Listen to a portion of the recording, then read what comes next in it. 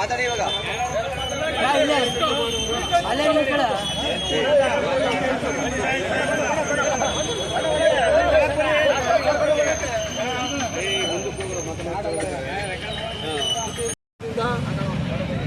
ಹಾಗೂ ನಮ್ಮ ಮಳವಳ್ಳಿ ತಾಲೂಕಿನ ಜನತೆಗಳ ಪರವಾಗಿ ಇವತ್ತು ನಮ್ಮ ನೆಚ್ಚಿನ ನಾಯಕರಾದಂಥ DK ಶಿವಕುಮಾರ್ ಸಾಹೇಬರು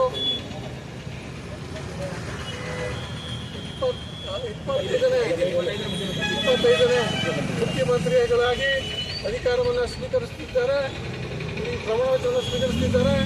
ಈ ಒಂದು ಕಾರ್ಯಕ್ರಮಕ್ಕೆ ಎಲ್ಲ ವೇದಿಕೆಯಲ್ಲಿರುವಂಥ ಎಲ್ಲ ನಮ್ಮ ಎಲ್ಲರಿಗೂ ನಮಸ್ಕಾರವನ್ನು ಹೇಳ್ತಾ, ನಮ್ಮ DK ಸಾಹೇಬರು ಈ ರಾಜ್ಯದ ಮುಖ್ಯಮಂತ್ರಿ ಆಗ್ತಿದ್ದಾರೆ. ಅವರು ಪಕ್ಷದ ನಿಷ್ಠೆ, ಪ್ರಾಮಾಣಿಕತೆ ಅವೆಲ್ಲನೂ ನೋಡಿ ಹೈಕಮಾಂಡ್ ಇವತ್ತು ಕೂರಿಸಿ ಈ ರಾಜ್ಯದ ಮುಖ್ಯಮಂತ್ರಿ ಸ್ಥಾನವನ್ನು ಕೊಟ್ಟವರೆ. ಮುಂದಿನ ದಿನಗಳಲ್ಲಿ ಮತ್ತೆ ಒಂದು ಬಾರಿ ಈ ರಾಜ್ಯದ ಮುಖ್ಯಮಂತ್ರಿಯಾಗಿ ಅಧಿಕಾರ ಹಿಡೀಲಿ ಅಂತೇಳಿ ನಮ್ಮೆಲ್ಲರೂ ಒಂದು ಆಶಾದಾಯಕ ಅಂತ ಹೇಳಿದ್ರೆ ತಪ್ಪಾಗಲಾರದು. ಅವರು ಕಾಂಗ್ರೆಸ್ ಪಕ್ಷವೇ ನನ್ನ ಉಸಿರು, ಕಾಂಗ್ರೆಸ್ ಕಚೇರಿ ನನ್ನ ದೇವಸ್ಥಾನ ಅಂತಕ್ಕಂತ ಹೇಳಿ ಅವರು ಈ ಒಂದು ಅಧಿಕಾರವನ್ನು ಕೊಟ್ಟಿದ್ದಾರೆ. ಕಾಂಗ್ರೆಸ್ ಪಕ್ಷ ಮುಂದಿನ ದಿನಗಳಲ್ಲಿ ಅಧಿಕಾರಕ್ಕೆ ಬರಬೇಕು, ಒಳ್ಳೆ ಜನಪರ ಆಡಳಿತ ಕೊಡಬೇಕು ಅಂತಕ್ಕಂತ ಹೇಳ್ತಾ ತನಗೆ ಮಾತಾಡೋದಕ್ಕೆ ಅವಕಾಶ ಕೊಟ್ಟು ತಮಗೆಲ್ಲ ಮುಖಂಡರಾದಂಥ ನಮ್ಮೆಲ್ಲ DK ಸಾಹೇಬ್ರ ಅಭಿಮಾನಿಗಳು ಹಾಗೂ ಮಳವಳ್ಳಿ ಜನತೆ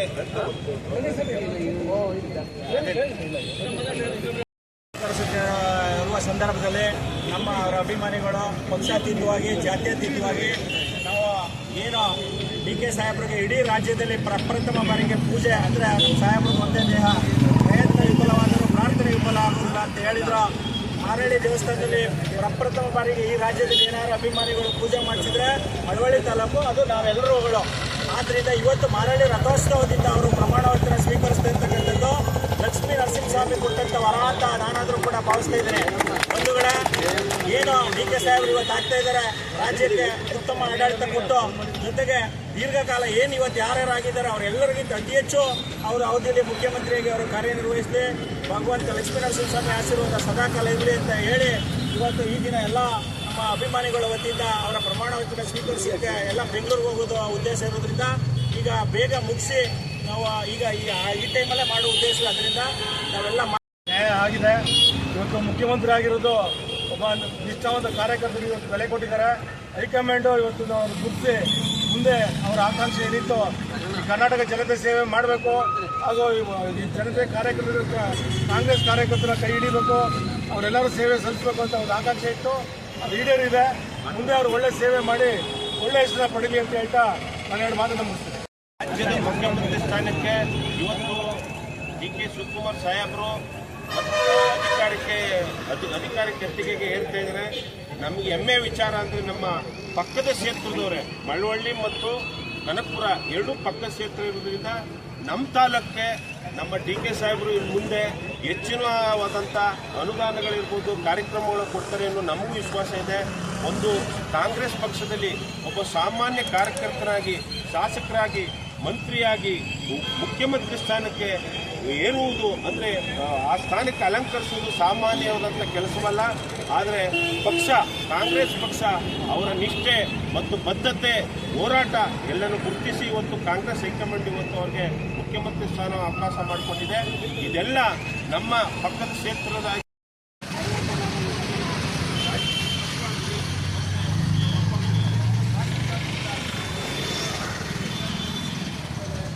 ಎಲ್ಲ ಮಳವಳ್ಳಿ ತಾಲೂಕಿನ ಎಲ್ಲ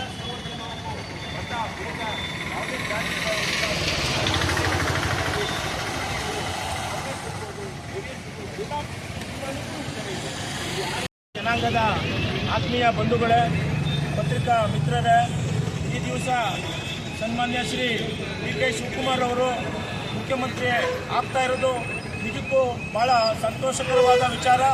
ಕಳೆದ ಅವರು 23ನೇ ವಯಸ್ಸಿನಲ್ಲೇ ಶಾಸಕರಾಗಿ ಕ್ಷೇತ್ರಕ್ಕೆ ಮತ್ತು ರಾಜ್ಯಾದ್ಯಂತ ಎಲ್ಲ ಜಾತಿ ಧರ್ಮಗಳ ಎಲ್ಲರನ್ನೂ ಪ್ರೀತಿ ವಿಶ್ವಾಸದಿಂದ ಗಳಿಸಿ ಒಬ್ಬ ಕಾರ್ಯಕರ್ತ ಇವತ್ತು ರಾಜ್ಯದ ಮುಖ್ಯಮಂತ್ರಿ ಆಗ್ತಾ ಇದ್ದಾರೆ ಅಂತಂದರೆ ನಿಜಕ್ಕೂ ನಾವೆಲ್ಲರೂ ಭಾಳಷ್ಟು ಸಂತೋಷ ಪಡಬೇಕಾದಂಥ ವಿಚಾರ.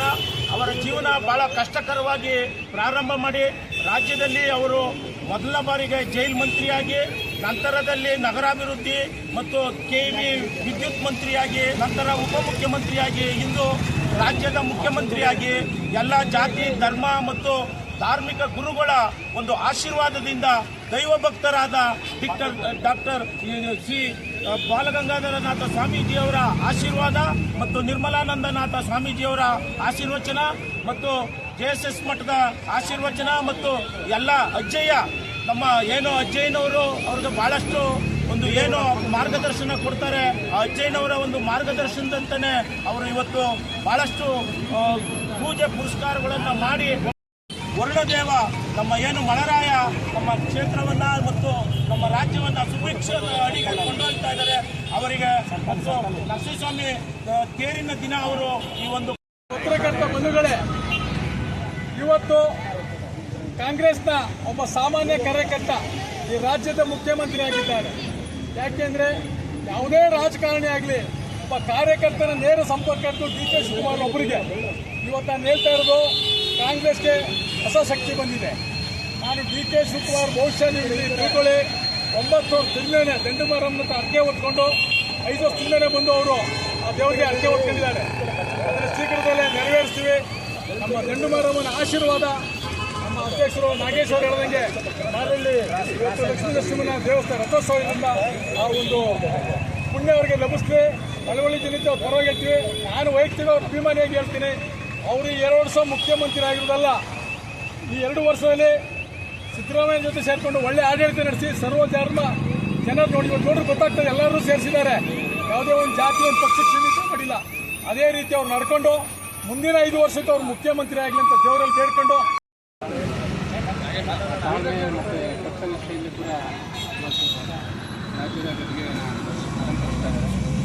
ಅದಕ್ಕೆಲ್ಲ ಮೂಲ ಕಾರಣ ಅವರು ಒಂದು ಧಾರ್ಮಿಕ ಹಲವಾರು ಮಠಾಧಿಪತಿಗಳು ರಾಜ್ಯನ ದಾರಿಯಲ್ಲಿ ಜನರವಾಗಿ ಹಲವಾರು ವರ್ಷಗಳಿಂದ 40 ವರ್ಷಗಳಿಂದ ಕೂಡ ಒಂದೇ ಪಕ್ಷದಲ್ಲಿ ಅವರ ಸೇವೆ ನಿಷ್ಠೆಗೆ ಸಂದರ್ಭದಲ್ಲಿ ಎಲ್ಲರನ್ನೂ ಕೂಡ ಜೊತೆ ಕರ್ಕೊಂಡು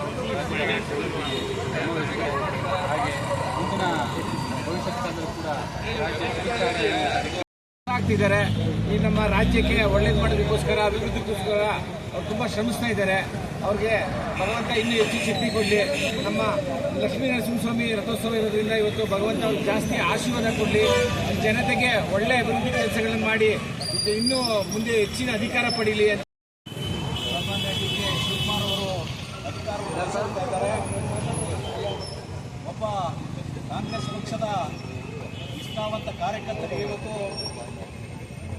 ಕಾಂಗ್ರೆಸ್ ಪಕ್ಷದ ಹೈಕಮಾಂಡ್ ಮನ್ನಣೆಯನ್ನು ಕೊಟ್ಟಿರ್ತಕ್ಕಂಥದ್ದು ಸ್ವಾಗತಾರ್ಹವಾದಂಥ ವಿಚಾರ. ಶಿವಕುಮಾರ್ ಅವರ ಸನ್ನಿವೇಶದಲ್ಲಿ ಅವರು ಈ ರಾಜ್ಯದ ಚುನಾವಣೆಯನ್ನು ಇಟ್ಟುಕೊಂಡಿದ್ದಾರೆ. ಹಲವಾರು ಸಮಸ್ಯೆಗಳು ಈ ರಾಜ್ಯದಲ್ಲಿ ಬಗೆಹರಿಸಬೇಕಾದಂಥ ಜವಾಬ್ದಾರಿ ಅವರಲ್ಲಿದೆ. ಮಾನ್ಯ ಶಿವಕುಮಾರ್ ಅವರು ಸಾಮಾಜಿಕ ನ್ಯಾಯವನ್ನು ಏನು ಕಾಂಗ್ರೆಸ್ ಪಕ್ಷದ ಸಿದ್ಧಾಂತ ಇದೆ, ಈ ದೇಶದಲ್ಲಿ ಈ ರಾಜ್ಯದಲ್ಲಿ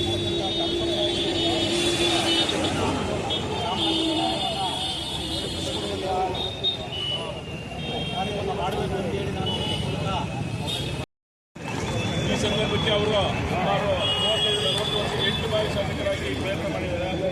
ಈಗ ಅವರು ಮುಖ್ಯಮಂತ್ರಿಯಾಗಿ ಯಶಸ್ವಿಯಾಗಿ ಜನಪರ ಕಾರ್ಯಕ್ರಮ ಅವರ ಅಧಿಕಾರದಿಂದ ಯಾವುದೇ